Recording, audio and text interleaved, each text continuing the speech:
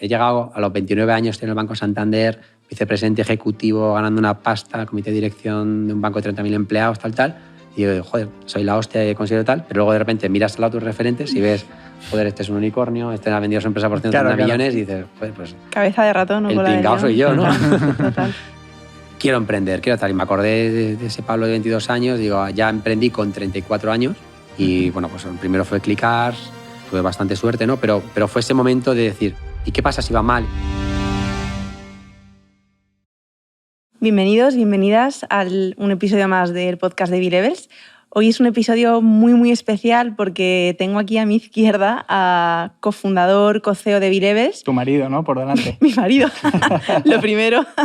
Entonces, me hace mucha ilusión y hay una parte también de nervio porque nunca hemos llevado una conversación entre los dos, ¿no? A otra persona. Entonces, bueno, esperemos que no nos pisemos el uno al otro en las preguntas. Así que nada, yo creo que también el invitado que tenemos es muy, muy especial. Es inversor también de la empresa y creo que le toca a Javi hacer un poco la intro porque el cómo se conocen y cómo llega Pablo, ¿no? a la empresa, a nuestras vidas, es muy guay. Así que nada, Javi, te cedo la palabra. Muchas gracias, Chio. Bueno, la verdad es que para mí es un gusto estar hoy aquí, ¿no? Que me hayas invitado al podcast que tú lideras. Yo, joder, pues estoy acostumbrado a trabajar siempre, ¿no? En B-Levels detrás de las cámaras y, joder, pues lo decíamos al principio. Nuestros productos pues, pueden ser una solución maravillosa, pero al final estamos convencidos de que hay toda una base, ¿no? De conocimientos, de aprendizajes, de educar, ¿no? Y de inspirar a las personas, pues oye, en definitiva, para que podamos alcanzar esa salud integral, ¿no?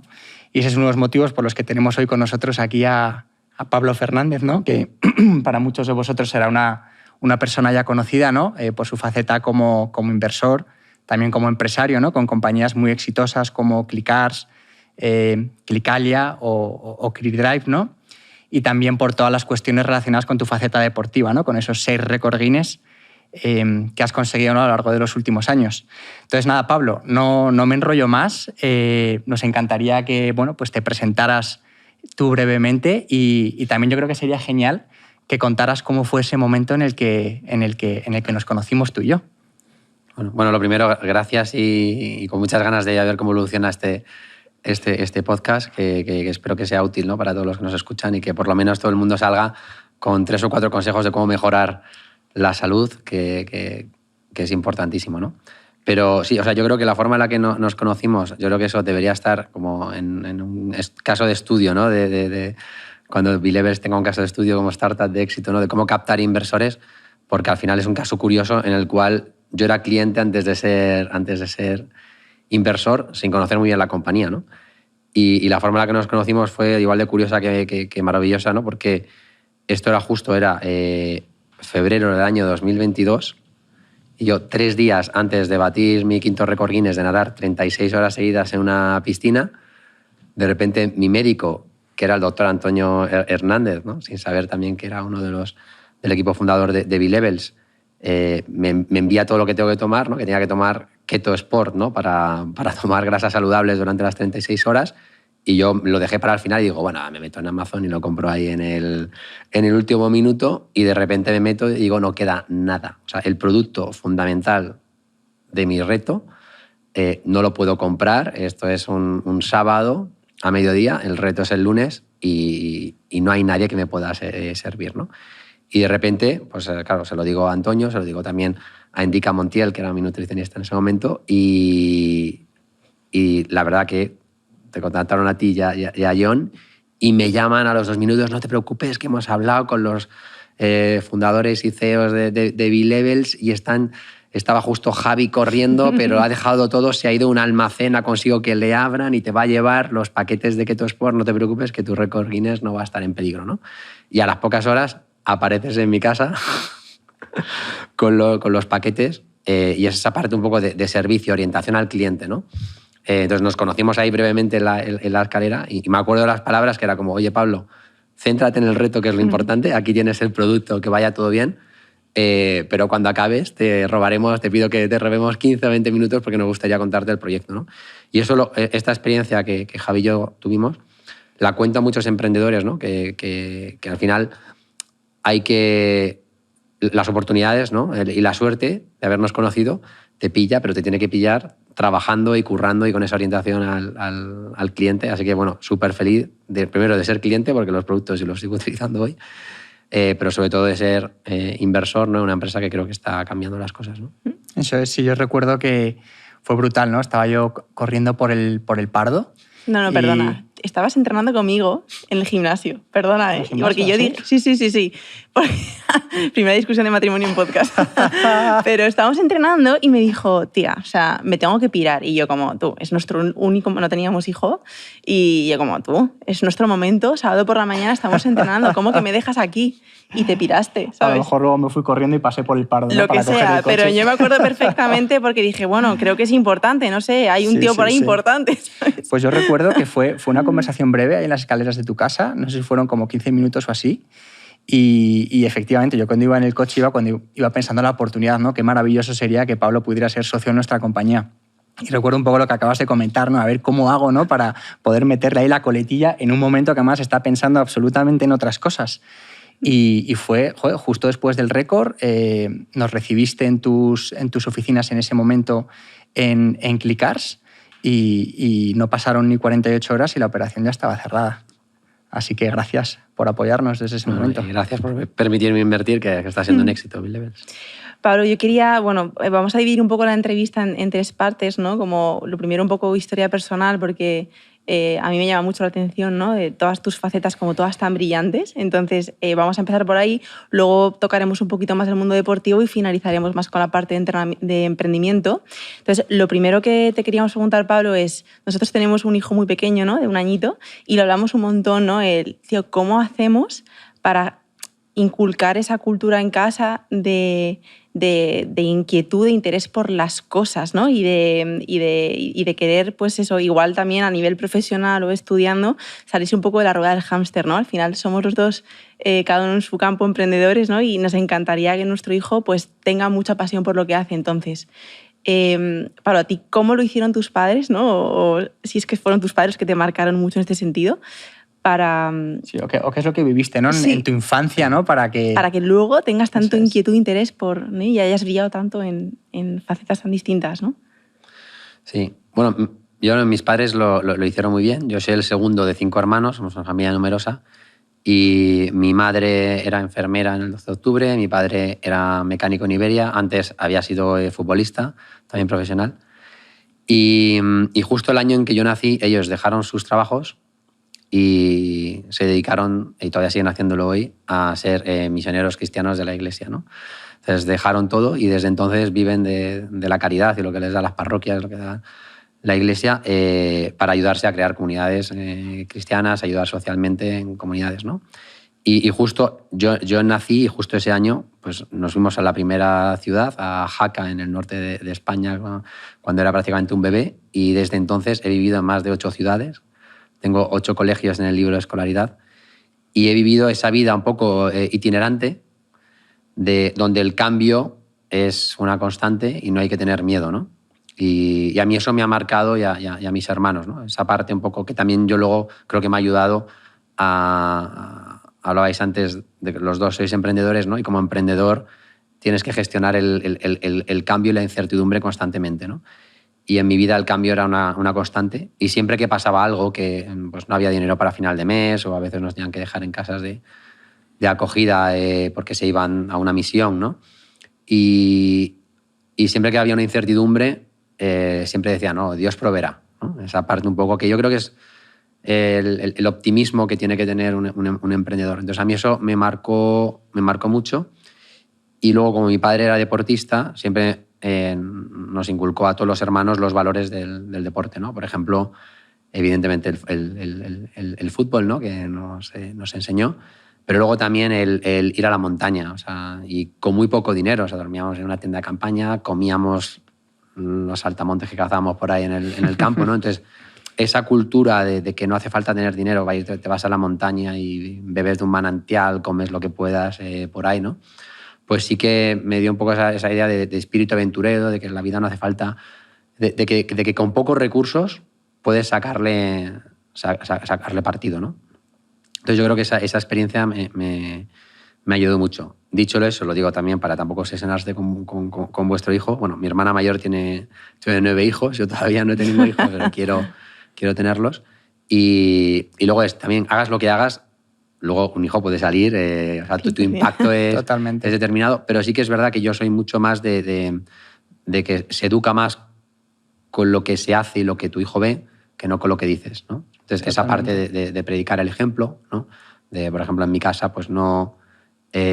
bueno, había una televisión, pero quitaban el cable, ¿no? Entonces no podíamos ver la televisión, el tema del hincapié en el... Pero sobre todo es inculcar los valores del esfuerzo, del sacrificio, y que la vida también es esa parte de que hay que ayudar a los demás, ¿no? Yo creo que esa parte de valores de mis padres han dedicado toda su vida a servir a otros y luego lo que es lo importante, ¿no? Incluso a día de hoy, por ejemplo, pues ahora está justo antes de venir hablando con mi padre, que voy a quedar con él luego, y mi padre todavía de hoy pues no es como cuando tú comentabas los éxitos, ¿no? O sea, mi padre era como, oye, tienes que ser buen cristiano y buena persona, ¿no? Nunca me ha dicho tienes que ser el número 1, tienes que ser millonario, tienes que batir un récord Guinness. O sea, no me han educado con esa presión, pero siempre me han educado un poco con la... A mí me gusta mucho la palabra, hay una palabra en la Biblia que es la de los talentos, ¿no? Que es que todos tenemos unos talentos que nos da la vida. La vida no es justa, nacemos en diferentes momentos, pero lo importante no es cuánto has conseguido al final, sino cuánto has multiplicado lo que se te ha dado al principio, ¿no? Y yo creo que eso es algo muy importante. Entonces, oye, yo creo que he tenido muchos talentos porque he nacido en un país como España, que es uno de los países más ricos del mundo. He podido tener todo, pues ir a escuela pública, universidad pública, hospitales públicos, pero de muy buena calidad. Es verdad que a lo mejor dentro de España puedes decir, bueno, pues no he nacido en una familia con muchos recursos, he nacido en un barrio como Carabanchel, pues más humilde, pero incluso eso es un término relativo. Si te comparas con el que ha nacido en Lagos, en Nigeria, o en Islamabad, en Pakistán, dices, joder, pues estoy mejor, ¿no? Entonces, y eso te ha sido dado, no es que te lo hayas ganado tú, efectivamente. Exacto. Y para mí es, oye, todos esos talentos, ¿cómo lo has hecho? También hay un tema que, y lo hablamos si quieres, pero muchas partes del éxito, por ejemplo en el deporte, también tiene que haber una genética, tiene que haber ciertas cosas que te hacen que la vida te lo ha dado, o tienes capacidad de memoria o capacidad intelectual, pero lo importante es cómo has multiplicado lo que se te ha dado, ¿no? Y yo creo que ese discurso es el que tenemos que inculcar a los chicos, y bueno, espero que vaya muy bien con vuestro hijo, todavía es joven.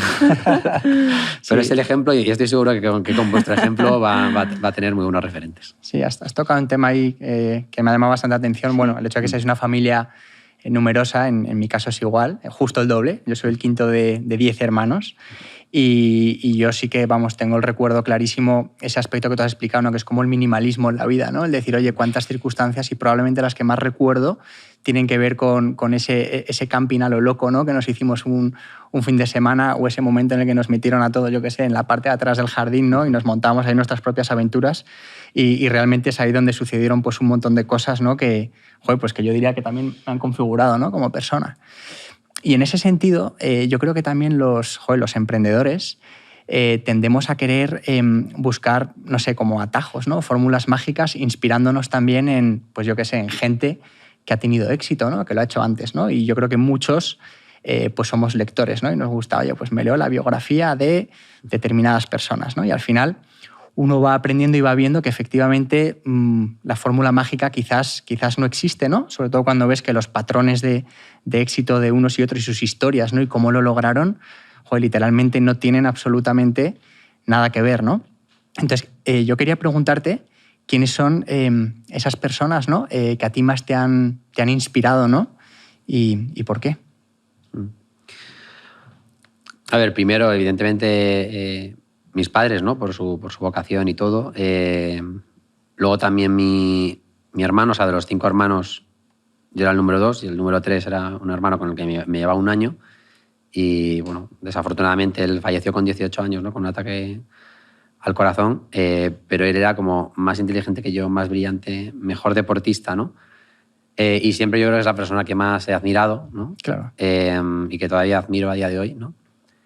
Por esa capacidad también de ese... Y he intentado lo que copié, ¿no? Que es un optimismo empedernido, pero también un trabajo y una disciplina, ¿no? Es decir, que, bueno, eso de, bueno, prepárate para para lo peor, ¿no? O sea, sueña para lo mejor y prepárate para lo peor, ¿no?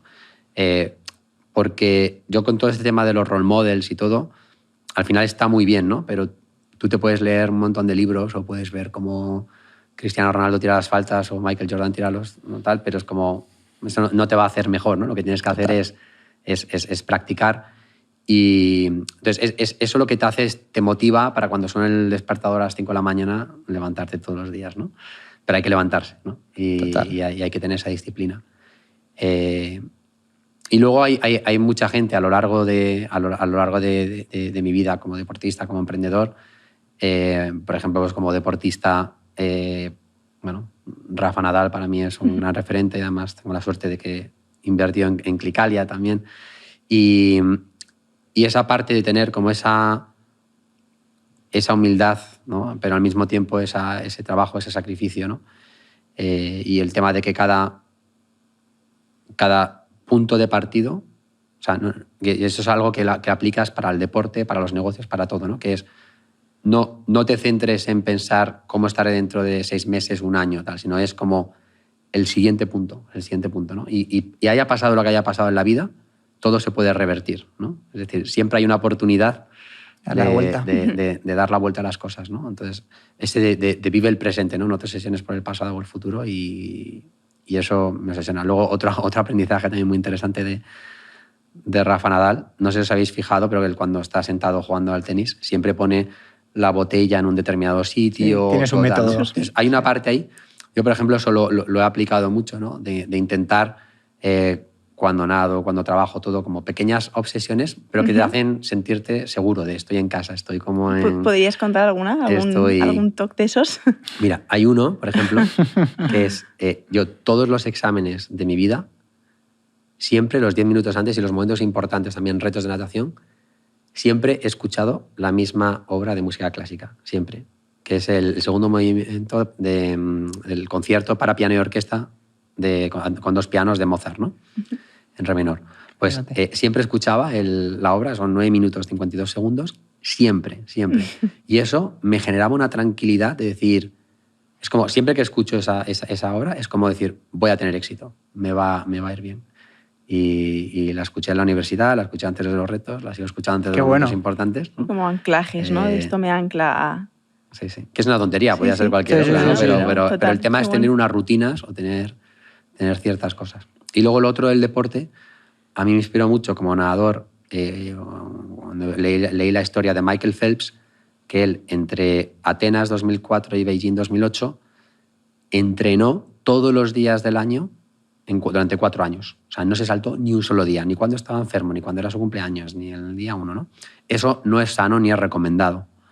Pero él dice, eso me dio un mindset de sufrimiento, dolor. Entonces, yo solo apliqué también al mundo de natación, de incluso aunque estuviera enfermo, aunque estuviera cansado, todos los días a las 6 de la mañana tenía que estar en la piscina.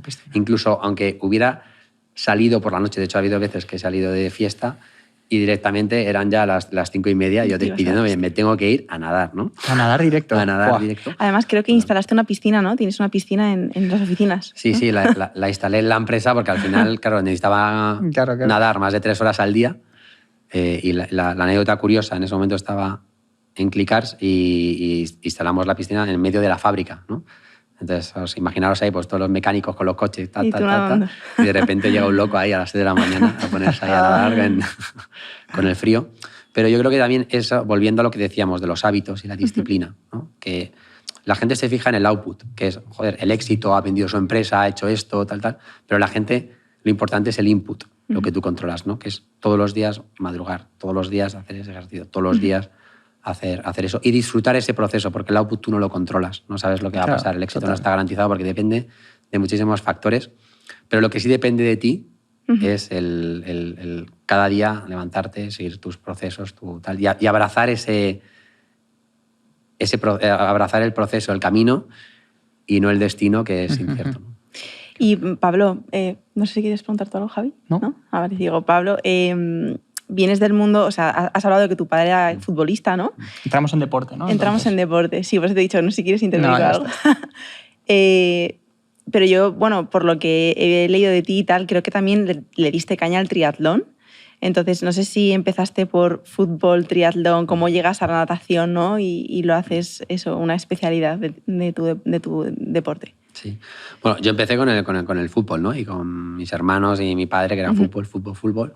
Pero me pasó algo, a los 12 años estaba en Alicante y me encontraron un problema en las rodillas que estaba creciendo demasiado, la separación entre los huesos, y me dijeron, bueno, durante un año no puedes hacer ningún deporte de impacto, ¿no? Entonces, imagínate, yo era bastante bueno, ya estaba en un club y de repente pues me dicen, el único deporte que puedes hacer es la natación, ¿no? Claro. Entonces, claro, yo, nadarse, de haber chapoteado en el mar, no sé qué. Y entonces fui a un club ahí en Alicante y de repente descubrieron que tenía una capacidad genética que es un gran índice de flotabilidad, ¿no? Que eso significa que sobre todo los músculos son menos densos y floto muchísimo, ¿no? En el agua. Y eso es una gran ventaja para ir, ¿no? Entonces me gustó, me hice pues, lo típico, tu grupo de amigos de natación, y luego me di cuenta que, claro, yo nunca ganaba ninguna medalla porque todo eran 100, 200, 400, 800, 1500, y yo no llegaba el primero, pero siempre al que llegaba más descansado, ¿no? Entonces decía, joder, a ver si esto tenía que seguir, ¿no? Entonces así fue como cuando empecé un poco en el tema de la larga distancia, ¿no? Y empezar pues, a hacer 5.000, 10.000, claro. Empezar a ir más adelante.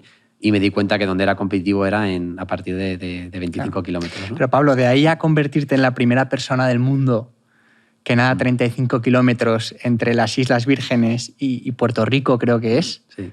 Y batir un récord Guinness, ¿en qué momento te pegaste? Ese fue mi primer gran reto. ¿En qué momento? Pero eso sigue habiendo un gap. Pero, no, sí. Pero te cuento qué pasó ahí, porque eso era año 2010. Yo estaba viviendo en España, trabajando para el Banco Santander, y me mandaron a Boston, ¿no? A trabajar allí. Y yo tenía ya un hueco para nadar el Estrecho de Gibraltar. O sea, yo me estaba probando el Estrecho de Gibraltar. Y de repente me mandan a Boston. Tenía solo 10 días de vacaciones al año. En Estados Unidos eso va a currar un huevo. Y digo, joder, no puedo hacer el Estrecho, tal. Entonces digo, joder, ¿qué hago? Me he preparado tal. Entonces me cogí a poner Google Maps y dije, en plan, a ver, ¿qué 2 islas o qué países nadie ha unido a nada o que están por aquí? Y vi Islas Vírgenes y Puerto Rico, pues para allá voy. Y aparte hay una anécdota de ese reto, que es, aparte de ser el primer gran reto que hice, que a los 500 metros de salir de la isla de San Tomás y Culebra, me encontré un tiburón tigre, que ha sido la primera vez nadando, que sin llamar al tiburón, lanzando cebo o tal, me encontré un gran tiburón viendo y no sabía cómo reaccionar. Entonces, imagínate, eran 35 kilómetros, pero el barco me deja a como 100 metros de la costa, ¿no? Yo nado para tocar, porque tienes que tocar roca, empezar a nadar. Toco roca, empiezo a nadar y a los pocos metros aparece un tiburón tigre que empieza a dar vueltas sobre mí, eran como de 4,5 metros, y yo me quedo petrificado, o sea, no sabía ni qué hacer, ¿no? Claro, no sabía ni llamar al barco. ¿Qué hago? ¿Qué signos te doy? Gritar, no me oyen. No llevas un pinganillo. No. Estás ahí en el mar con el baño claro. y tal. Entonces era como... O sea, llegó un momento que dije, bueno, pues ya está, ¿sabes? Cómeme ya o haz lo que quieras, pero porque iba dando vueltas cerca y yo no sabía cómo interactuar. Claro. Y luego de repente llegaron al barco y dijeron, ¿qué hace este tío? Se acercó y con el ruido del barco el tiburón se fue. Claro, digo, bueno, ahora me quedan como 35 kilómetros nadando y acabo de encontrarme a este tiburón. Al primero, ¿no? Al primero de quién sabe. A ver qué hago. No apareció ninguno más, de tortugas, otras cosas. Pero a partir de ahí me puse el objetivo de decir, esto no me va a volver a pasar, ¿no? Nunca quiero pasar por ese miedo que pasé. Entonces me fui a Sudáfrica, hice clases de cómo nadar con tiburones, salvo tiburones blancos, he nadado con todo tipo de tiburones, claro. De cómo interactuar. Yo hoy me siento muy seguro nadando con tiburones porque ya sabes cómo interactuar. Claro. Pero te sentirás seguro por ese proceso, ¿no?, que estabas explicando al final. Ahí viviste, yo creo que una situación de muchísimo miedo, ¿no?, muchísima tensión, y yo creo que a lo largo de los distintos récords que has batido lo habrás experimentado en más ocasiones. ¿Cómo has hecho, ¿no?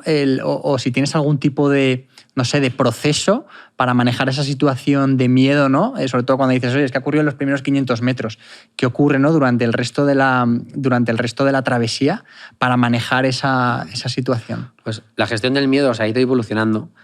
Pero, por ejemplo, un tiburón es muy difícil de encontrarte, pero lo que te vas a encontrar seguro y te va a picar sí o sí son medusas. Medusas. Todos mis retos me pican medusas. Entonces, ya había una parte que era que cada vez que me picaba una medusa era como, o sea, que te quedas ahí con una sensación de, porque, claro, y depende de la medusa, hay algunas que son dolorosas, pero es que hay algunas que son muy venenosas, ¿no? Entonces, yo me acuerdo que para vencer el miedo hice un truco, que es que yo voy nadando y en vez de pensar, porque es una cuestión estadística, en vez de pensar que no me pique, voy a pensar en plan, ojalá me pique, ojalá me encuentre un tiburón, ¿no? O sea, voy con esa mentalidad de decir, como sé que me lo voy a encontrar, mejor me traiciono a mi propio subconsciente y digo, venga, y cuando me pica es como, qué bien, me ha picado, me ha picado ya. O sea, me encuentro un tiburón, joder, qué suerte que he tenido, con lo difícil que es encontrar un tiburón en medio del mar, qué suerte que he tenido hoy que me he encontrado. Entonces, eso te hace cambiar, ¿no? Porque en vez de cada brazada que decir, pues a ver, si parece aquí una sombra, si aparece esto, no sé qué, es como, o sea, abraza esa incertidumbre, hazla tuya y disfrútalo, ¿no? Que parece un poco raro, ¿no? Pero a mí me sirve un montón porque como te va a terminar pasando, pues por lo menos disfruta cuando te pasa. Totalmente. Y de hecho, Pablo, yo creo que en alguna ocasión, claro, lo que la gente se queda muchas veces, ¿no? con la parte más exitosa, ¿no? El nuevo récord Guinness, eso es lo que sale, pues yo qué sé, en la prensa, en las redes sociales y demás. Pero yo creo que en alguna ocasión habrás tenido, yo qué sé, intentos frustrados, ¿no? Sí. O ocasiones en las que las cosas salen mal. Uno de mis mayores fracasos, porque digo, además estuve a punto de morir, que es que estaba en Sudáfrica intentando batir el récord de los 100 kilómetros más rápidos. Esto era 2017. Oh. Al final lo batí en el 19. Pero a los 50 kilómetros me picó una carabela portuguesa. ¿No? Tenía un médico a bordo, tal. El médico me vio y dijo, mira, yo de ti saldría, ¿sabes? Porque aparte estábamos a 10 kilómetros de una lancha rápida, vamos a tardar como 20-30 minutos en llegar. El tío me dijo, mira, si te pica otra, tienes unas posibilidades de que te dé un ataque al corazón. Claro. Depende cómo te pique. Yo, no, bueno, déjame seguir y tal, que me siento bien, no sé qué. Me volvió a picar otra. Oh. Entonces, en esos momentos fue el peor momento de mi vida. O sea, temblando en el barco y no tal. O sea, yo pensé que me moría, pero ya no, claro, de dolor, de mareo, de vómito, me llevaron al hospital. Y ahí, pues, es el error de no hacer caso. A partir de ese momento, siempre establecí una regla en todos los retos, que es que le doy el poder a una persona en el barco de decidir sobre mí. Claro. Porque tú, y esto aplica mucho cuando tú estás emprendiendo, a veces eres irracional. Necesitas tener a alguien, un cofundador es lo mejor, ¿no? O un mentor, o alguien que te pega un cacerolazo a la cabeza en plan, Javi, que no, joder, que estás tonto, que esto no, que es el momento de dejarlo, o es el momento de decir que no. Porque esa irracionalidad y ese optimismo, que es el que nos lleva a emprender y tener éxito, a veces te puede llevar a la muerte. Entonces, tuve mucha suerte y a partir de ahí siempre le doy un poder a un médico o a un entrenador de que él puede cancelar y sacarme del agua cuando lo considere. Y en ese sentido, Pablo, que has hablado, ¿no?, de entrenador, médico, sí que me gustaría que nos contaras un poco equipo que tú tienes, porque claro, a ti se te ve en el agua, pero detrás de ti tendrá que haber mucha gente, ¿no? Muchos especialistas, habrás aprendido muchísimo de mar, fauna marina, ¿no? Entonces, yo me imagino como un emprendimiento en sí, ¿no? Tu equipo de tus expediciones. Entonces, cuéntanos un poco esto. Entonces, es interesante porque tienes como un equipo base, pero luego cada misión y cada reto es otro equipo ad hoc que tienes que montar para ahí, ¿no? Pero yo tengo un equipo base que tengo 2 entrenadores de natación, que con una metodología que se llama metodología de inversión total, que está basada en la mecánica de fluidos y en la eficiencia en el nado, ¿no? De hecho, pues para los que quieran probarlo, establecimos un centro de natación aquí en Madrid, que se llama CliSwim, donde utilizando 5 cámaras y luego unos guantes especiales, hacemos un análisis de la brazada. La natación es hipertécnico. O sea, el agua es 1000 veces más densa que el aire, con lo cual tú cuando nadas, un 97% del esfuerzo que estás haciendo no es para avanzar, es para vencer la resistencia. Claro. Con lo cual la técnica es importantísima.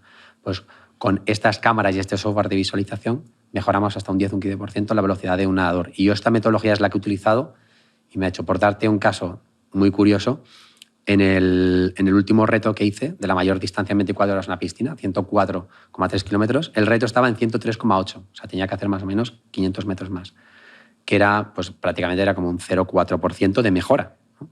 Pues con mis entrenadores descubrimos una técnica que es que si tú los dedos de las manos los dejas así con 4 milímetros de distancia, se crea como una membrana natural que aumenta tu velocidad un 1%. Entonces yo puse una cámara, me estuve entrenando muchísimos meses con una cámara y con unos pinganillos que emitía un ruido cuando no era capaz de mantener estos 4 milímetros, porque más de 24 horas mantenerlo es muy complicado, ¿no? Y más o menos mi estimación es que en el reto lo pude mantener como un 50-60%, ¿no? Eso me dieron como 400, 500 metros más, que fue por lo que batí el reto. Claro. ¿No? Entonces, fijaros que es ese tipo de cosas. Entonces, hay una parte también en el deporte que he aprendido, que es muy científica, ¿no? Que es toda la parte de tal. Luego entramos en la nutrición, que es el otro componente muy importante, pero a lo que voy, todos estos retos tienen un componente logístico y de equipo, que tengo a mis entrenadores, luego tengo a mis asistentes que me ayudan con toda la logística. O sea, esto será un reto en piscina, pero no os podéis imaginar cuando crucé el río Congo a nado, que fue la primera persona del mundo que lo hizo, el día antes no sabía si iba a empezar en Angola o en el Congo, para que te hagas una idea. Ese día me tuve que pasar 10 controles de pasaporte. Me apuntaron con un Kalashnikov mientras estaba en el agua, porque vino una patrulla del ejército del Congo, porque al final salí de Angola al Congo, y nos intentaron atracar, y tenía un tío ahí pidiendo ahí los papeles, y yo, oye, dame el pasaporte, no sé qué, no, los otros papeles. Hasta cigarrillos. Luego hubo un momento que ya se nos acabaron los cigarrillos y no teníamos nada con lo que pagarles. Pero yo he sido 2 momentos ha habido varios momentos que he estado a punto de morir, pero yo cuando tenía a ese tío apuntándome con el Kalashnikov, que era un militar, nervioso, en medio del Congo, ¿sabes? Imagínate. Claro. ¿Qué tal? Pues esas son muchas locuras, ¿eh? Y luego hablamos que los tiburones son muy peligrosos, pero probablemente el más riesgo que he tomado es en el Congo y en el río Gambia, porque ahí tienes cocodrilos y hipopótamos, ¿no? Y tiburones solo matan como a 8 o 7 personas al año, cocodrilos a 1000, hipopótamos a 10.000. Claro. Es muchísimo... Eso no es justa la fama que tiene el tiburón, ¿no? Entonces... Total. No, que va. Las películas han hecho mucho daño, mueren más de 100 millones de tiburones por los seres humanos, y de hecho es una de las cosas también que intento es utilizar también estos retos deportivos para educar sobre el medio ambiente, ¿no? Y lo importante que es no solo tiburones, sino, por ejemplo, ballenas. Estuve en Sri Lanka hace poco con ballenas azules y solo quedan 30.000, ya había más de 1 millón, ¿no? Hace 30 años. Entonces dices, es verdad que nos estamos cargando un poco los... de hecho, tienes asociado, ¿no? Todos los retos que haces, no sé si es Oceans Club, ¿no? Como una fundación, ¿no? Que tienes en la que canalizas por ahí todas tus... Sí, siempre donaciones. Cada uno de los retos va asociado a una causa solidaria. Uh-huh. Sí que es verdad que muchas veces va por el tema de los océanos, pero también luego va a muchos temas de educación, ¿no? Claro. Por ejemplo, en este caso en el Congo, pues hice la donación a unas escuelas, una que estaba en el río en 2 lados, ¿no? O cuando uno de los retos también más bonitos, crucé de Nicaragua a El Salvador y lo hice gracias a los pescadores que me habían ayudado a identificar las corrientes, los retos, porque es una zona un poco complicada. Y justo por el cambio climático había subido el nivel del agua y la escuela de pescadores había inundado. Entonces hicimos una campaña y pudimos reconstruir la escuela para 500 chicos. Qué bueno. Un poquito más adentro, ¿no? Porque se les había inundado, ¿no? Entonces, lo bonito de eso es de muchas veces, ¿no? Que es, como me ha educado mi familia, ¿no? Lo importante no es solo por qué haces las cosas, ¿no? Sino por quién lo haces, ¿no? O sea, que al final tengas una misión, que no es el tema egoísta de quiero tener, ¿no? Mi madre siempre me dice, pues el récord Guinness, que es una cartulina ahí que tienes ahí en la pared. Eso, tu madre te baja a tierra, ¿no? Eso no vale nada tal. O sea, que a ella lo que le gusta es pues, que ayude a los demás, que claro. Tal, porque luego todo eso es como, pues será... Cuando nos entierren ahí, no van a meter ni el dinero que hemos ganado, ni los premios, ni las cartulinas. Nos dirán ahí adiós, chorrarán 2 minutos y luego... Total. Totalmente. Oye, pues Pablo, por cerrar este capítulo, ¿no? Este bloque, háblanos de al final, los fundadores de B-Level somos muy frikis del triatlón, ¿no? Que son pruebas bastante más cortas, ¿no? Que algunos de los retos que tú has hecho, y todo el reto pues, de la parte de alimentación o la gasolina que tú necesitas es una película muy complicada. Entonces, no sé, cuéntanos cuál es tu gasolina, ¿no? Mi gasolina suele ser más, yo me gusta decir que el azúcar es la gasolina, ¿no? y la grasa es el diésel, y yo tengo que ir a diésel, ¿no? Para hacer tantos kilómetros, ¿no? Entonces, algo que cambié también trabajando con Endica y el doctor Hernández era la flexibilidad metabólica, ¿no? Que es a partir de qué número de pulsaciones pasas de consumir azúcar a consumir grasa. Yo cuando nado, en mis retos tengo que nadar más o menos como a 1,16, 1,17 los 100 metros, que es más o menos como casi a 5 kilómetros por hora, que es una velocidad muy alta. Normalmente un nadador a esa velocidad está a 150, 160 pulsaciones. Pues yo he conseguido con la técnica hacer eso a 135, 140. Claro. Eso con la técnica, que es nadar a una velocidad, bajar las pulsaciones. Pero luego he conseguido, con la flexibilidad metabólica, utilizando ayunos, utilizando complementos, estar a 135, 140 pulsaciones consumiendo grasa. Claro. ¿No? Entonces, yo siempre pongo el mismo ejemplo. O sea, yo peso 70 kilos, con lo cual tengo 7 kilos de grasa en mi cuerpo, que a 9 calorías por gramo, tengo unas 70.000 calorías. A 700 la hora tengo 100 horas de nado en mi cuerpo de... Claro. Esa es tu reserva. De gasolina. Sin embargo, el azúcar, tenemos solo 200, 400 gramos de azúcar. A lo mejor con glucógeno en el hígado metes otros 200, 300, ponle que llegas a 800. Lo máximo que puedes hacer, el azúcar son 4 calorías por gramo, con lo cual máximo tienes 2.400. A 700 la hora, lo quemas en 3 o 4 horas, ¿no? Claro. Entonces, esa parte de cambiar de un consumo energético de azúcar a un consumo de grasa, no solo en el proceso, sino también con la alimentación. Por ejemplo, en mis retos, yo no tomo geles, no tomo azúcar, No, nada de azúcar, tomo claro. aguacates, chocolate puro. ¿Tomas sólidos negro. en el propio reto durante? Chocolate Claro, digo, porque solo. te puede sentar un poco pesado. Y luego líquido, bueno, pues Ketosport, que he visto que lo tenéis ahí también, que Es para también ti, ¿eh? acompañante de viaje. Es para ti. Acompañante de viaje. Y luego sí que muchas sales minerales también y vitaminas para la mineralización.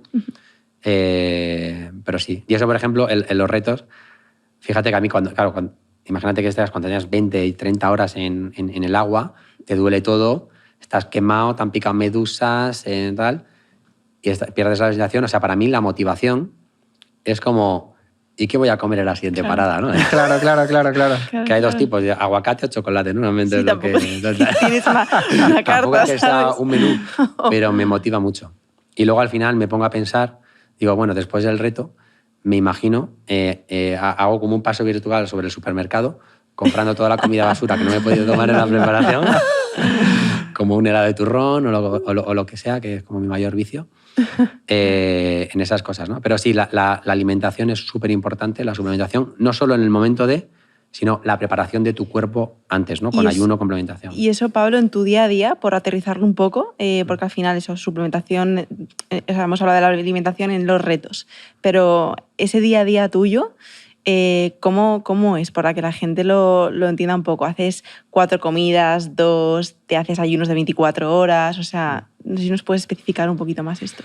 Pues eso ha ido variando bastante, pero digamos que no hago más de 2 comidas al día. O sea, siempre hago el ayuno de 16 horas y 2 o 3 veces a la semana hago ayunos de 24 horas. Y lo que he acostumbrado a mi cuerpo es a tener esa flexibilidad metabólica de poder consumir grasas constantemente y no tener hambre, no tener bajadas de azúcar, ¿no? Entonces, eso me ayuda mucho. Y también es un tema de eficiencia, ¿no? Porque al final, como no desayunas a veces muchos días ni como, pues son mucho más eficiente y tu mente no baja en ese momento. O sea, va en beneficio de tu deporte, pero también de tu trabajo, ¿no? Sí. Las dos cosas. De hecho, a veces el equipo en mis empresas se queja, a veces claro, tengo todo lleno de reuniones de 1 a 4 de la tarde, claro, como no como Tú no muchos comes, días. pero Claro, los demás sí, ¿no? A los pobres a veces lo tengo ahí. Pero bueno, lo que aprendí, porque claro, como iba a la piscina a las 6 de la mañana, claro, yo me dejo el móvil y muchas de las mejores ideas de negocio se me ocurren nadando. Claro. Entonces, claro... Pero no las puedes apuntar, que eso es un problema también. A veces. Ya cambié, porque empecé, claro, entonces me decía mi socio, tío, tienes a todo el mundo estresado porque todo el mundo está recibiendo mensajes entre las 3 y las 8:30 de la mañana con ideas locas tuyas, tal. Entonces dije, bueno, voy a dejar esto en borradores y lo envío luego a las 9. Porque tenéis el móvil fuera de la piscina y cuando Claro, se te ocurre lo tengo algo... fuera ¡pum! y cuando yo nado en una piscina contracorriente. Claro. Que para más o menos cada media hora, cada hora. Entonces yo tengo las ideas, pero muchas veces como tengo la idea, paro cuando tengo la idea, lo envío. Porque el agua tiene algo maravilloso. ¿Por qué dice la gente que las mejores ideas se te ocurren en la ducha? Porque el agua tiene un efecto relajante en el cuerpo, ¿no? Y el nadar también te relaja. Entonces a mí muchas de las mejores ideas se me ocurren nadando. Se te ocurren ahí. Qué bueno. Y Pablo, ¿cómo entrenas tu cabeza? O sea, es que hemos hablado de alimentación, ¿no? Los preparadores que te ayudan con la técnica, pero no sé si en ese scope, ¿no? En ese equipo de profesionales que te acompañan, hay psicólogo o has entrenado mucho esta parte también. O sea, yo creo que la preparación psicológica es una consecuencia. O sea, la fortaleza mental es una consecuencia de la disciplina y de la preparación, ¿no? La gente me dice, ¿cómo puedes...? O sea, yo cuando hago un reto de natación, digo, hoy no es que lo haya hecho hoy, sino que lo he hecho todos los años que llevo preparándome, ¿no? Y todos los días que has entrenado con dolor, que has entrenado, que no te apetecía nada, que estabas enfermo, que el día que estabas mareado y tu entrenador te estaba echando la bronca, que tal y querías matar, no sé qué. Pues esos son los días que tú ganas un reto, ¿no? El día D es la ejecución, ¿no? Y yo creo que mucho la fortaleza mental viene, y también de la vida que has tenido, de esa disciplina, de ese esfuerzo que te lleva a eso. Dicho lo cual, también, o sea, yo tampoco, todos nos rompemos y todos tenemos modelos, ¿no? Pero a mí me gusta mucho también el símil entre romper fibras de músculo, pues también romper fibras también psicológicas, ¿no? Entonces, tú te puedes romper unas fibras, hay una ruptura que es buena, si te pasas es mala, ¿no? Pues claro. Lo mismo también. Y eso es lo difícil, que tenemos que ejercer una presión en la gente, pero antes de la ruptura. El problema es que nunca sabes dónde está la ruptura, ¿no? No sé si has visto el documental de Arnold, sobre Arnold Schwarzenegger, ¿no? Sí. Donde habla cómo eran dos hermanos y él dice que él ha llegado a tanto éxito porque tenía un padre súper cabrón, súper disciplinado, que le hacía tal, ¿no? Y decía, a mí eso me funcionó, he sido quien he sido gracias a la disciplina de mi padre. Y al otro pero a mi hermano lo mató porque él se rompió. Eso es. Entonces, algo muy importante es que no todos es saber dónde está tu punto de ruptura. Y primero, no todos tenemos el mismo, ni estamos en el mismo momento vital. Esto aplica también mucho a la salud psicológica de los emprendedores, ¿no? Y esta imagen de, no, todos somos súper fuertes, hay que tener disciplina, dolor, no sé qué, es muy peligroso, porque depende del momento en el que estés o cómo de fina tengas la capa en ese momento, te puede romper, ¿no? Entonces, por eso es muy importante conocerte a ti mismo, claro. Saber en qué momento ya hay temporadas en las que estoy sin hacer ningún reto, porque digo, es que sé que no tengo la energía ni la capacidad para estar a lo mejor 6 meses con tanto sacrificio. Tienes que conocerte mucho ahí. Sí, de hecho, en ese sentido, yo creo que vamos a pasar ya, inauguramos la parte ya empresarial. De empresa, pero para mí esto yo creo que conecta mucho, porque a lo mejor algunos de los oyentes, ¿no? Podéis estar pensando que, oye, pues esta ya es la parte que no me aplica, ¿no? Y yo creo que vamos a poder tratar ahora alguna serie de puntos que yo creo que a cualquier persona, ¿no? Tenga una empresa, no la tenga un trabajo más aburrido, menos aburrido. Eso es. Creo que hay muchísimos aprendizajes, ¿no? Y muchísimas cuestiones que, Pablo, nos vas a poder compartir ahora y que yo creo que pueden ser de grandísima utilidad para quien nos escucha. Entonces, lo primero que queríamos preguntarte es ese momento, ¿no? En el que tú pasas de trabajar, ¿no? Como de hecho uno de los directivos, o el más joven, ¿no? Del Banco Santander, ahí en Estados Unidos. ¿En qué momento decides dar ese cambio, ¿no? Te pica el mosquito del emprendimiento y decides tirarlo todo por la borda, ¿no? En cierto sentido, para entrar en la aventura. Bueno, el mosquito ya me lo pusieron mis padres, porque mis padres son emprendedores sociales, ¿no? Claro. Aunque ellos dicen, no, somos misioneros, no, que somos emprendedores sociales, hoy los entiende mejor socialmente, ¿no? Me río con ellos. Pero yo, por ejemplo, empecé, mi primer negocio fue un puesto de compraventa de juguetes usados en el colegio, ¿no? Entonces yo compraba los juguetes a los niños y los vendía, ¿no? Igual que las chucherías, compraba los regalices estos súper largos enrollados, que si los partes en 5 trozos, ¿no? Los comprabas por 5 céntimos y luego los vendías. Y le sacabas ahí tu margen, 400, ¿no? Y luego era un colegio de monjas donde estaba, no sé, el recreo estaba cerrado. Entonces digo, mercado cautivo, aquí nadie puede dar. Mis clientes todos aquí. Hasta que vinieron las monjas y me confiscaron el negocio, ¿no? He estado a los 12 años. Bueno. Pero luego mi primer un poco emprendimiento fue a los 22 años en la universidad, último año. Yo había hecho unas prácticas en la Asociación de Jóvenes Empresarios de Madrid y de repente, claro, con 21 años empieza a ver a gente de 25, 26, era la época del boom, que venían todo empresario tenía un Cayenne en España, ¿no? Y yo, joder, estos tíos con estos coches tienen un Porsche, que facturan, veía los datos de facturación y cogí esos 2.400 euros que gané en la beca, 6 meses ganando 400 euros, y los invertí en montar una empresa. El último año de carrera le dije a mis profesores en plan, mira, no voy a venir a clase, sabéis que soy muy buen estudiante, si queréis ponerme peor nota, ponérmela, pero voy a emprender. Y ese fue mi primer emprendimiento, ¿no? Y eso me marcó muchísimo, pero cometí un error ahí, que es que justo me hicieron una oferta para trabajar en Boston Consulting Group. Entonces dije, bueno, soy tan bueno que voy a hacer las dos cosas, voy a ser emprendedor y consultor. Me duró la tontería 2 meses. Muy poquito. Cuando ya peté, y se me quedó esa espinilla clavada de lanzaste un negocio que escaló, que no sé qué tal, que a día de hoy te diría que sigue siendo el negocio que más orgulloso estoy, porque lo hice con todo mi patrimonio en ese momento, 2.400 euros, y conseguí tener 200.000 estudiantes registrados en una plataforma de información sobre becas. Qué bueno. Me pateé durmiendo en autobuses, todo Madrid, pegando carteles. O sea, eso lo tengo como algo con mucho orgullo, pero se me quedó esa espina clavada de no he podido tener éxito. Claro. Y luego empezó mi carrera en consultoría, en banca de inversión en Nueva York, luego en un banco como el Santander como ejecutivo de estrategia. Y algo que me pasó es que también, por eso la importancia de los referentes, ¿no? Cuando yo empecé a trabajar en consultoría, justo en mi año coincidí con otros que han sido emprendedores muy exitosos, como pues el caso de Juan de Cabify, que para mí es el mejor emprendedor que tenemos en España y que ha inspirado a tantos, como primer unicornio y tal. Sergio Furió, fundador de Creditas, también otro unicornio en Brasil. Rebeca Minghella, que fundó ahora con Clarity. O Pau Sabria, que fundó la PIC, que lo vendió por 130 millones. O Iker Marcaide, que fundó Flywire, que salió a bolsa en Nasdaq, ¿no? Entonces era como que justo ese año, y yo, claro, la importancia de los referentes, ¿no? Porque yo digo, joder, he llegado a los 29 años, estoy en el Banco Santander, vicepresidente ejecutivo, ganando una pasta, comité de dirección de un banco de 30.000 empleados, tal.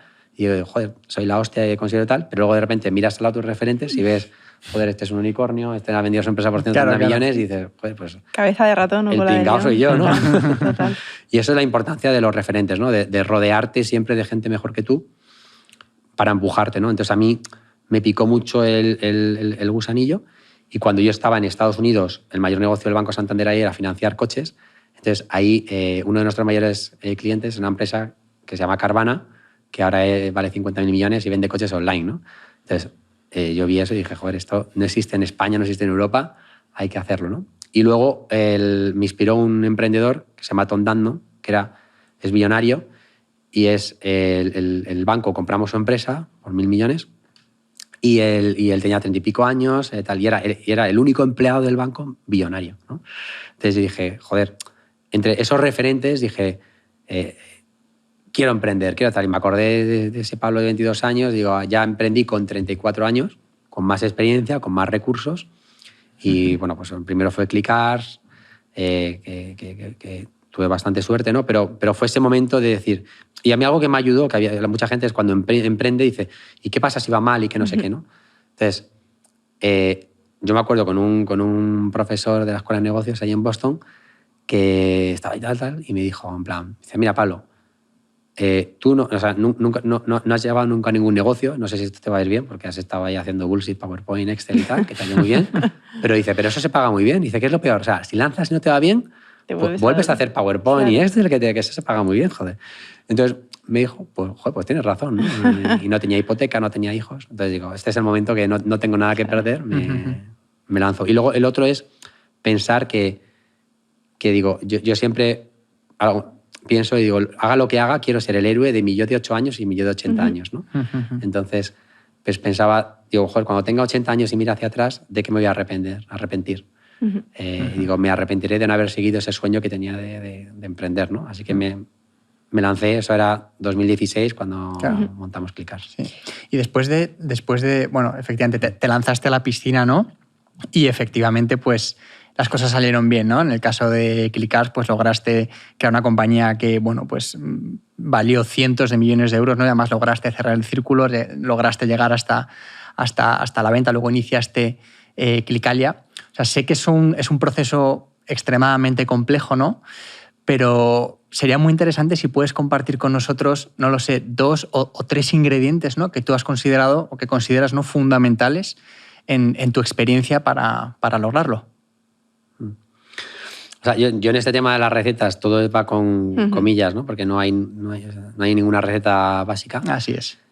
Pero yo te diría hay que tener una obsesión inicial. O sea, si yo no veo a un emprendedor obsesionado, no invierto, ¿no? Claro. O sea, hay que tener una obsesión. Y luego, fracasar no puede ser una opción. O sea, tiene que ser alguien que diga, antes me suicido que fracaso, ¿no?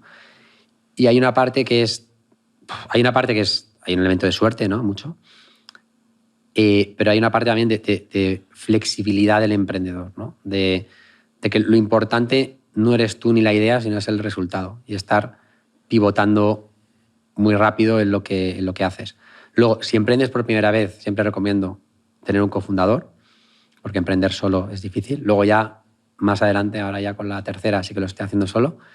Pero es verdad que es muy solitario y tener a alguien al lado con el que puedas compartir eso es importante. Y luego, que inviertan en ti otros emprendedores que han pasado antes por lo que tú vas a pasar, ¿no? Porque eso te va a ayudar a los momentos difíciles, claro, que te ayuden, ¿no?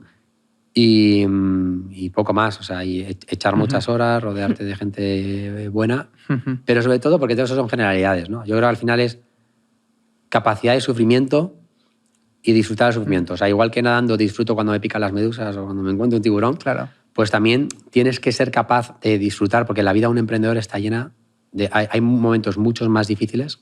A mí me encanta la frase de Elon Musk que dice que emprender es como masticar cristal al borde del precipicio y disfrutar del sabor de la sangre, ¿no? Suena muy duro, pero es la verdad. Y cuando hay gente quiero emprender, no sé qué, en plan, ¿te gusta esto? O sea, ¿te gusta? Y es verdad que a mí sí que me gusta masticar, o sea, tener el sabor de la sangre y masticar cristal. Sí. En ese sentido, Pablo, ¿cuál es el momento más siniestro, más oscuro que tú has vivido como emprendedor, ¿no? Ese agujero negro en el que posiblemente te hayas encontrado? ¿Y cómo lograste salir de ahí? Más que agujero, yo pongo, por ejemplo, temas de riesgos, ¿no? Que es cuando montamos Clicars a los 18 meses, vino el grupo Stellantis, ¿no? Y nos hizo una oferta para adquirir la mitad de la compañía, ¿no? Y en ese momento teníamos un montón de term sheets de fondos, ¿no? Para nuestra primera serie A. Y en esos momentos teníamos que decir a los fondos, oye, que no seguimos la parte de fondos, con lo cual esa opción la cancelamos y iniciamos un proceso de venta a la mitad de la compañía que podían haber salido, ¿no? Y en esos momentos nos quedaba caja para un mes y medio. Y yo personalmente tuve que meter todos mis ahorros y hipotecar todos mis activos para poder pagar las nóminas de esos meses. O sea, que si no hubiera salido ese deal, igual se hubiera ido todo a tomar por saco y me hubiera arruinado completamente. Y cómo vas a los inversores, oye, no, que ahora, que sí queremos, ¿eh? Y entonces va a decir, bueno, venga, vamos a ver ahora en qué términos. Pero yo creo que siempre hay muchos momentos difíciles y ese era un momento de susto y tal. Y ahí es donde te das cuenta que también muchas cosas en la vida dependen de suerte también, ¿no? Y de estar en el momento adecuado, de estar ahí. Pero por eso tienes que navegar, o sea, tienes que tener un optimismo muy grande, una obsesión de que todo puede ir mal. Yo la tengo a día de hoy, o sea, tengo una obsesión de que todo puede ir mal. Cuando veo un reto, o sea, cuando veo un reto de natación, miro 50.000 veces el tiempo, va a ir mal, va a haber una tormenta, va a haber no sé qué, va a haber esto tal.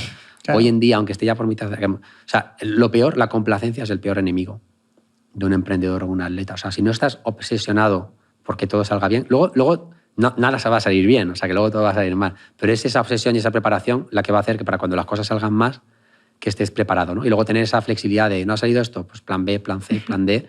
El tema de no tirar la toalla nunca, salvo que el médico te diga, tío, salte ya, que vas a, claro. que vas a morir. O también en el mundo emprendedor, y esto es algo que también me gustaría recalcar, que a veces te da el mensaje de no hay que tirar la toalla, hay que seguir hasta el final. Hay que saber abandonar también a veces, ¿no? Y a veces, porque la idea no funciona porque te has quedado dinero, está bien también a veces cerrar y decir, oye, hasta aquí hemos llegado. El problema es saber cuál es el momento, ¿no? Y es lo mismo de las fibras, cuándo se rompe, cuándo no se rompe, qué medusa te pica y ya te va a morir o solo duele. Eso es lo complicado, ¿no? Encontrarlo, pero a veces hay que tirar la toalla y Totalmente. De hecho, esa experiencia nosotros la vivimos. Mi primer emprendimiento fue un proyecto fallido, ¿no? Que no salió bien. Estuvimos ahí peleando durante 3 años y pico. Fue el lugar en el que aprendimos una barbaridad, pero el proyecto no llegó a salir.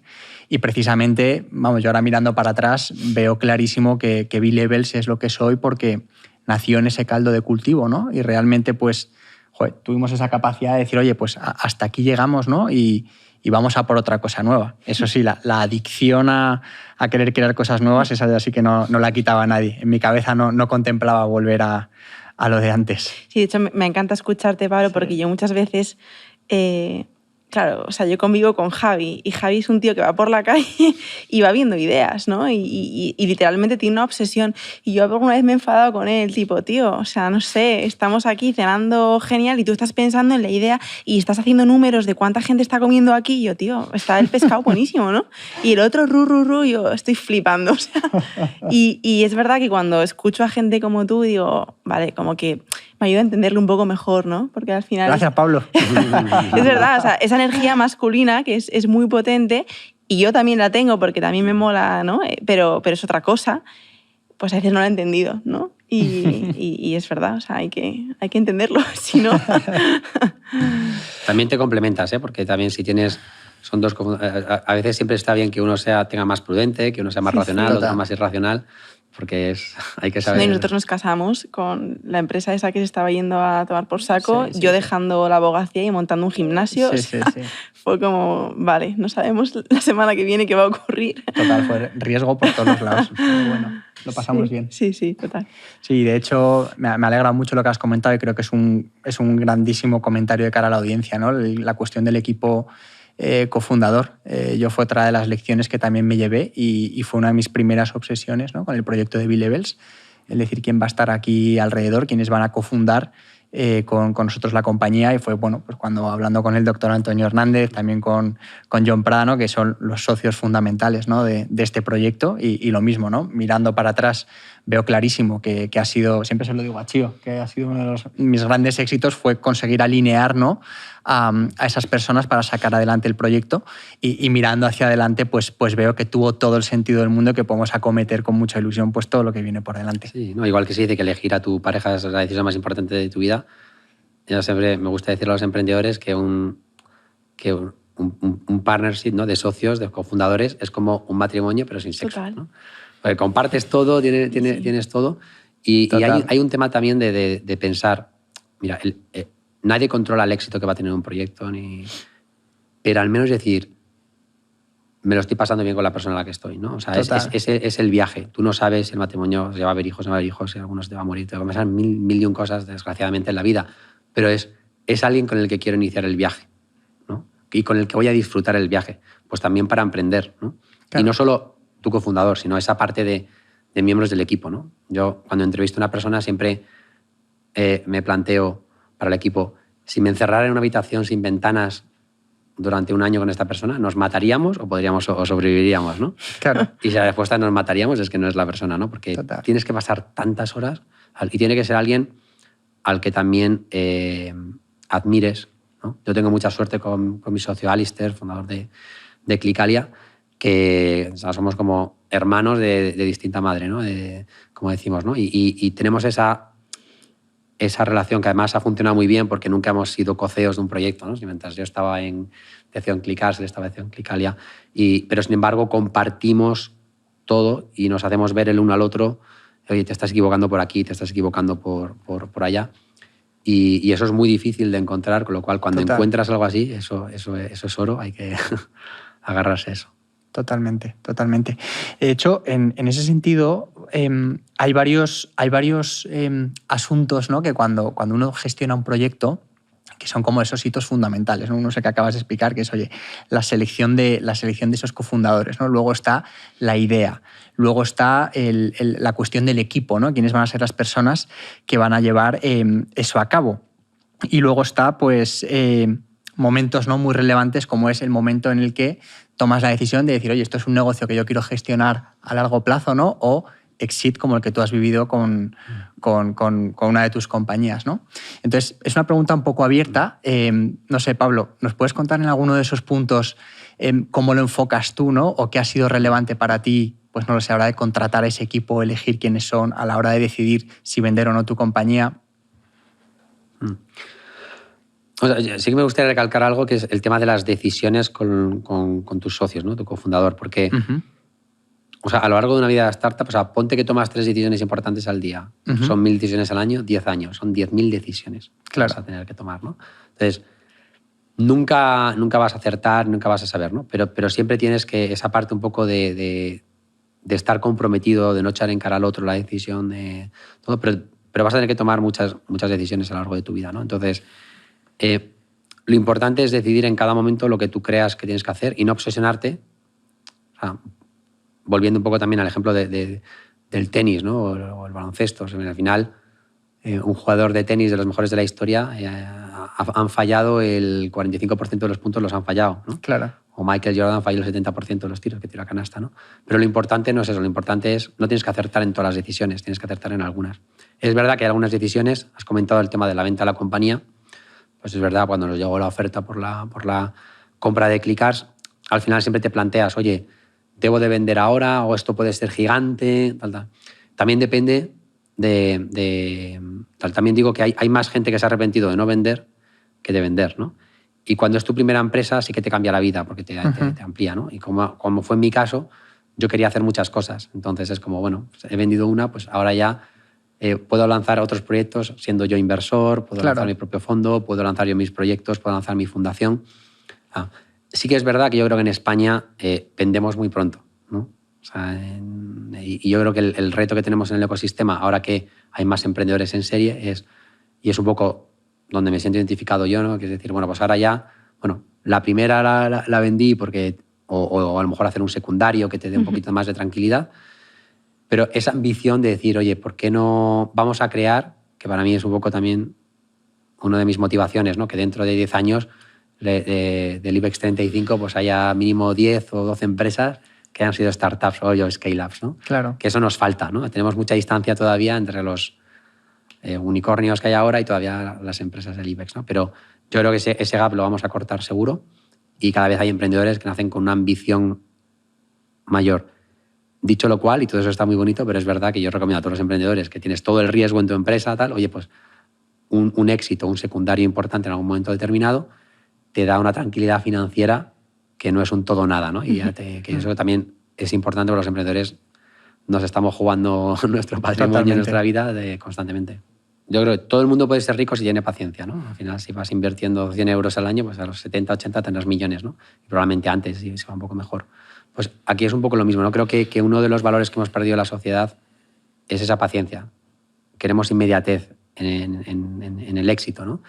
Y yo creo que hay que esa parte de que el éxito llegará, pero hay que tener un poquito de paciencia. Y luego otra cosa, si me permites, que creo que en vuestro caso ha sido clave, que es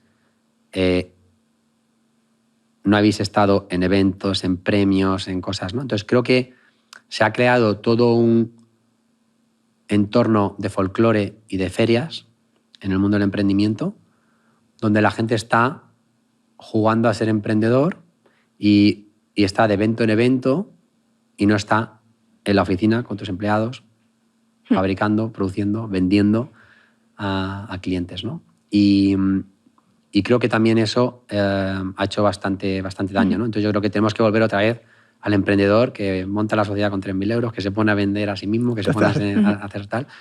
Y esa cultura, ¿no? Que es verdad que hay negocios y momentos en los que tienes que levantar capital te da flexibilidad, te da tal. Hay socios que te interesan meter porque te pueden aportar. Sin duda. Pero que levantar dinero tiene que ser una opción y no una obligación o una necesidad, ¿no? Pero yo cuando me vienen emprendedores, ¿no? Que me dicen, ¿qué hacéis? Y dices, no, pues estamos levantando una ronda. Y yo, ¿pero para qué? ¿No? O sea, ¿habéis vendido algo y tal? No, porque la ronda tenemos que levantar 100.000 o 200.000 para el producto, no sé qué, pero hacerlo vosotros, ¿sabes? Coge el teléfono, haz 4 cosas, ponte a vender, haz una landing tú mismo y ponte no sé qué, ¿no? Entonces, es verdad que eso, pero claro, eso es menos divertido y más duro que no irte a un chiringuito, a un evento, a una incubadora. Y de todas formas también tiene otra parte súper positiva. Si has hecho la vista atrás en B-Levels, pienso en ese crecimiento, esos inicios, ¿no? Esa parte más orgánica. Joder, cometimos errores, ¿no? Y de alguna manera tienes también la capacidad de poder revertirlos rápidamente, ¿no? Luego ya cuando vas cogiendo ciertos volúmenes, ya vas adquiriendo ciertas responsabilidades para con tus clientes, etcétera, etcétera, si a ti te ha pillado con una pompa que has inflado de una manera pues un poco artificial, de alguna manera te puedes quemar las manos, ¿no? Con errores que luego es mucho más difícil de revertir. Totalmente. Y Pablo, bueno, estamos hablando de todo el rato, ¿no? De éxito un poco linkado al dinero, sí, ¿no? Pero de alguna forma yo creo que todos estamos aquí buscando ser felices, ¿no? O sea, todos hacemos todo para ser felices, al menos en esta tierra, ¿no? Entonces, muchos tenemos la tendencia a pensar que lo vamos a encontrar eso en tener un unicornio, ganar mucha pasta al mes o tener mucho poder, ¿no? Mucha fama. Mucha fama. Y esto lo hablamos mucho en casa, ¿no? Esto realmente, tú que has ido llenando, ¿no? vasos, ¿es un engañabobos? ¿Cuál es tu visión al respecto? ¿Cuál es tu experiencia? O sea, eso es muy interesante porque yo, por ejemplo, he tenido la necesidad en mi vida, también por mis orígenes y cómo lo he vivido, de hacer muchos checks de ciertas cosas, ¿no? Pero luego es verdad que cuando haces el check dices, so what, ¿no? O sea, tampoco me llenaba tanto como... Pero lo has tenido que tener, ¿no? Y Y yo me acuerdo, pues, ¿no? Pues de pequeño, pues siempre, pues uno de mis sueños era estudiar a la Universidad de Harvard, ¿no? Veía las películas, veía tal, no sé qué tal, lo tenía tan idealizado, tal, ¿no? Luego llegas ahí y dices, bueno, pues tampoco es para tanto, ¿no? No es que la gente aquí sean todos premios Nobel o no sé qué tal, pero has tenido que llegar, ¿no? Claro. O el tema de tener, oye, pues veías la gente, joder, la gente que ha vendido la empresa, eso tiene que ser la leche, no sé qué, tener tu dinero en el banco, no sé qué. Sí, pero luego tienes, es como tal. Entonces, hay ciertas cosas, o lo mismo, ¿no? De tener un récord, ¿no? Que muchas veces es como acabas, ¿no? Y te quedas como un vacío de, bueno, ¿y ahora qué? ¿No? Pues, claro. No. Otro. Pero es verdad que hay que tenerlo, ¿no? O sea, por lo menos yo tenía esa necesidad. Y por eso yo, más que hablar de dinero, ¿no? Yo a mí me gusta hablar de retos, ¿no? Y de plantearte retos en la vida, porque los retos te motivan, te pones un objetivo concreto que te hace planificarte y por ejemplo, para mí, pues por el origen también social de mi familia y todo, pues yo tuve una lesión como adolescente, ¿no? Y que me rompí el ligamento anterior cruzado de la rodilla derecha jugando al fútbol, ¿no? Y me acuerdo en ese momento que había una lista de espera de 6 meses en la Seguridad Social, que si esperaba tanto, mi carrera se acababa. Y mis padres no me podían pagar un médico privado porque no tenían recursos. Y al final llegó anónimamente a mis padres una donación de alguien de la parroquia que sabía que era deportista y tal, y me donaron para que me pudiera operar uno de los mejores médicos de Alicante. Joder, qué bueno. Y gracias a eso he podido ser deportista, ¿no? Claro. Y yo me acuerdo justo antes de entrar al quirófano que le dije a mi madre, dice, mamá, te prometo que me voy a convertir en millonario para que no tengamos que volver a pasar por esto como familia, ¿no? Y hay historias como que te marcan mucho. Claro. A mí eso me marcó mucho y es verdad que esa parte de yo he conseguido llegar a donde he llegado pues con mucho esfuerzo y todo, pero sí que es verdad que igual que cuando decían mis padres, ¿no? Dios proveerá, ¿no? Yo mientras, pero por si acaso, bueno, vamos a ganar un poco de dinero, por si acaso a lo mejor se retrasa la providencia. Vamos a tener ahí un poquito, ¿no? Claro. Pero sí que es verdad. Pero también te digo, yo ahora estoy en un momento de mi vida en el cual dices, bueno, es verdad que externamente uno puede ver una serie de éxitos, pero también hay otras cosas, pues por ejemplo, ve a mi hermana que tiene 9 hijos, yo no tengo ninguno, ¿no? Entonces, pues, es verdad que quiero tener una familia, eso me falta. O el tema también de hacer como mis padres, ¿no? De seguir trabajando socialmente, crear una fundación también educativa con un colegio con más de 700 niños, ¿no? Entonces, esa parte un poco de mi barrio, ¿no? En Carabanchel, entonces de devolver a la sociedad, de disfrutar. Pero yo creo que en la vida, mira, vamos evolucionando muchos, ¿no? Y tenemos que hacer muchos checks. Y a veces hay que hacer el check para darte cuenta que no era tan importante, ¿no? Pero ese check y esa motivación es lo que te ha movido, es lo que te ha, lo que te ha llevado, ¿no? Y luego al final también, estamos aquí hablando también de complementos de B-Levels, el tema de la salud es muy importante. O sea, no compensa nada eso de que health is the new wealth, ¿no? Y más ahora con todo el tema estoy invirtiendo en muchas compañías de extensión de la vida, de ver todo eso, ¿no? Que es fascinante. Entonces, creo que esa parte de tener una vida de calidad y de que da igual que seas rico, seas pobre, lo que sea es todos podemos hacer ejercicio físico, todos podemos tener una dieta saludable y esa parte de que tu cuerpo es lo más importante, ¿no? Empieza por ahí, ya no solo porque luego estando en forma físicamente también vas a estar en forma mentalmente, que eso aplica mucho, sino por el tema que al final es todos vamos a acabar en un agujero, ¿no? Como decía antes, ¿no? Y al final para mí es, oye, que cuando lleguemos al final de la vida, ¿no? Que, bueno, como dice el lema de B-Levels, ¿no? Que sea una vida que haya merecido la pena vivir, ¿no? Eso es. Y yo me lo planteo no solo cada vida, sino cada día. Con esa desgracia, ¿no? Que tuve como vi yo tenía 19 años, ¿no? Y mi hermano murió cuando tenía 18, que era la persona que más quería en ese momento. Y la vida se te viene abajo, ¿no? Y entonces, pero mi hermano me enseñó una cosa que es vive cada día como si la vida fuera solo ese día. Y eso es lo que me planteo. Me levanto por la mañana y digo, si la vida fuera solo hoy, si sé que cuando me voy a la cama me voy a cerrar los ojos, ya se acaba todo, ¿habrá merecido vivir la vida si la vida fuera solo un día? Y eso me lo planteo también. Y eso influye mucho en las cosas que haces o cómo vives las cosas, ¿no? Entonces, vivir así la vida, pues también lo recomiendo. Porque todo lo demás, éxitos y tal, todas las cosas, todo es pasajero, todo pasa. A lo mejor ya ahora me ha ido bien con ciertas cosas y tal, pero mañana ya no, igual ya no me conoce nadie o no tengo nada. O sea, que esas pasas, el ego es uno de los mayores peligros que uno tiene, pero si tú te planteas esa parte de decir, de disociar todo ese ruido externo, ¿no? Y centrarte en lo importante que es, oye, cada día merece la pena vivir, soy feliz, aunque no quiere decir que no tengas dolor, que tengas sufrimiento, que tengas tal, pero es decir, ha merecido la pena vivir, y si la respuesta es que sí, pues yo creo que eso es el éxito en la vida, ¿no? Qué bueno. La misión de B-Levels tiene sentido, entonces, tío. Totalmente. Vamos a las preguntas rápidas, ¿no? Sí, yo creo que vamos a acabar con una parte más divertida, ¿no? Ha sido una entrevista, yo creo, muy completa. Así que nada, Pablo, vamos con lo primero que te venga a la mente, ¿vale? ¿Cuál ha sido tu récord Guinness favorito y cuál no repetirías jamás? El de los 250 kilómetros, a mayor distancia en el océano, porque se lo tenía desde niño y llevaba 17 años sin batir, y fue súper bonito ese día. Y el que no volvería a repetir es nadar en Sudáfrica con carabelas portuguesas. Nunca. Si solo... Sigo. Venga, dale.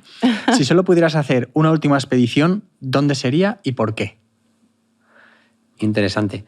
Pues mira, voy a decir uno que no es de nadar, sino que crucé el Atlántico a vela, y me gustaría hacer también el Cabo de Hornos a vela, que es uno de los retos más difíciles que hay. ¿El libro que más te marcó y que sigas recomendando a día de hoy? A ver, a nivel de emprendedores es The Hard Things About the Hard Things, Horowitz, que cuenta la realidad de ser un emprendedor, ¿no? De todo lo duro y todo lo mal, el sufrimiento que vas a tener para prepararte. Qué gracia, estamos John y yo como enfermos ahora con ese libro. Qué gracia que lo justo lo mencionas. Es que todas las noches me dice tú. Mira esto, y mira yo, esto. Mira este capítulo. Y me está todo el rato. Qué bueno. Bueno, sigo. Si fundaras una nueva empresa mañana, ¿en qué sector sería? Probablemente en educación, porque creo que hay una gran capacidad, o sea, uno de los sitios donde más impacto social se puede tener y también escalar y ganar dinero. Esta ya nos has contestado, pero igual hay otro. ¿Qué ritual no puede faltar antes de un reto deportivo importante? El de la música, pero no sé si hay otro. Hay uno que es menos sexy, que es la preparación de las comidas, ¿no? Eso me gusta hacerlo yo. Yo voy a hacer la compra, voy a hacer todo, no quiero que nadie me toque nada. Claro. Entonces ahí 100% de control. Parece un laboratorio claro. la casa con todos los botes, todo tal. Me preparo todas las comidas con los números, o sea, soy muy maniático de preparar toda la comida. Pablo, si pudieras tener cualquier superpoder, ¿cuál elegirías? Ten en cuenta todas las consecuencias, del que elijas. Ya, pues es curioso. Pero yo antes hubiera dicho en plan la vida eterna, pero yo no creo que eso sea esa. Pero si fuera el poder es por lo menos vivir una vida que mi cuerpo y mi mente funcione, ¿no? O sea, evitar esa parte del Alzheimer y envejecimiento, ¿no? Que es el mayor miedo es que mi cerebro deje de funcionar, ¿no? Claro. Un mantra o frase que siempre te repites cuando estás en un límite físico o mental.